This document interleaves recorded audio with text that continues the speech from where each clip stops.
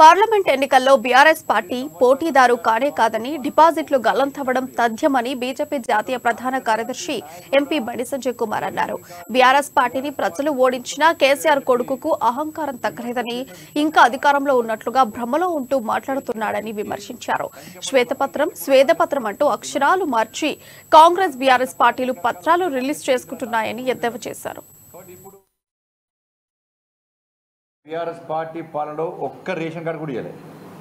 గతంలో కాంగ్రెస్ పార్టీ నాయకులు కూడా రేషన్ కార్డులు బీఆర్ఎస్ పార్టీ ప్రభుత్వం ఇస్తలేదని చెప్పి విమర్శలు చేసిన విషయాన్ని కూడా ఒక్కసారి గుర్తుంచుకోవాలి. రేషన్ కార్డులు ఇచ్చి సంక్షేమ పథకాలు అమలు చేయాలని చెప్పి కూడా కాంగ్రెస్ పార్టీ గతంలో డిమాండ్ చేసింది. భారతీయ జనతా పార్టీ అనేక రకాల ఉద్యమాలు చేసింది. ఇలా లాఠీ దెబ్బలు కూడా తిన్నాం మేము. కాబట్టి ఇప్పుడు దాదాపు నాకు తెలిసి 50 లక్షల మందికి పైగా ఈ 10 సంవత్సరాల కాల వ్యవధిలో 10 లక్షల మందికి పైగా ఈ 10 సంవత్సరాల కాల వ్యవధిలో రేషన్ కార్డుల కోసం దరఖాస్తులు చేసుకున్నారు. 10 లక్షల మంది పైగా.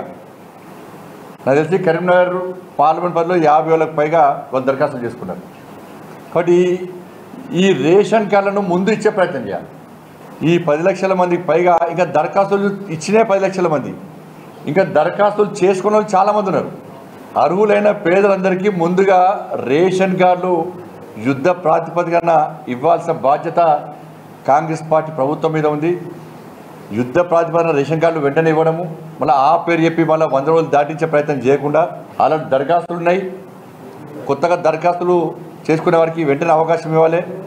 అది పెద్ద ముచ్చట కాదు. కాబట్టి వారందరూ కూడా ఈ 6 కాంగ్రెస్ పార్టీ ఇచ్చిన గ్యారంటీ స్కీమ్ల విషయంలో వాళ్ళందరూ కూడా లబ్ధి చేకూర్చే విధంగా చర్యలు తీసుకోవాలి తప్ప గతంలో ఉన్నటువంటి వైట్ రేషన్ కార్డు ఉన్న వాళ్ళకే రేషన్ కార్డులు ఇవ్వాలంటే దాదాపు నాకు తెలిసి ఒక 10 లక్షల మందికి పెళ్ళి అయినా కావచ్చు. మేజర్ లేరు, వాళ్ళు మ్యారేజ్ చేసుకున్నారు వాళ్ళందరూ.